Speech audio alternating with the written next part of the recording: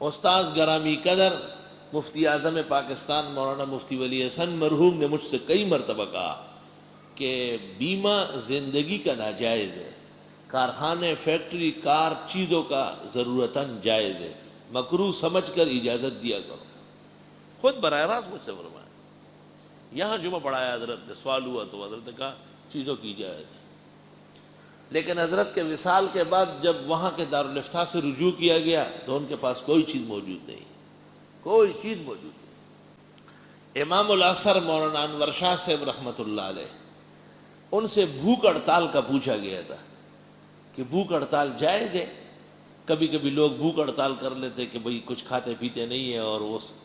Authority کو دباؤ ڈالتے ہیں کہ ہمارے مطالبات مان لو، تو شاہ صاحب نے فرمایا کہ یہ تو خودکشی کا پیش خیمہ ہے،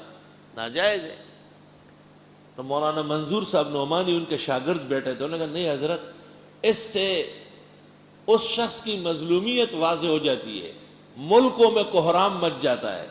اور انسانیت کی تنظیمیں اٹھ کھڑی ہو جاتی ہے، اور اس شخص کے مطالبے ماننے کے لیے اس کارخانے دار کو اور اس مالک کو اور اس اتھارٹی کے بڑے پر پریشر بڑھتا ہے، آخر کار وہ ماننے پر مجبور ہو جاتا ہے۔ تو امام الاثر مولانا انور شاہ نے کہا کہ اگر یہ ہے تو جائز ہے، بھوک ہڑتال کی جائے۔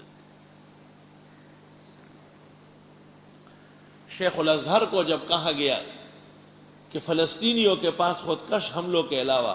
اسرائیلیوں سے جان چھڑانے کی کوئی وجہ نہیں ہے، تو شیخ الازہر نے مصر میں بیٹھ کر جامع ازہر کے پیڈ اور مہر کے ساتھ فتویٰ لکھ دیا، جواز کا لکھ دیا۔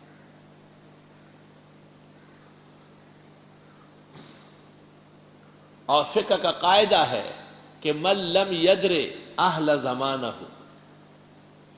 جو اہل زمانہ کے احوال نہیں جانتا وہ مفتی نہیں بن سکتا ہے۔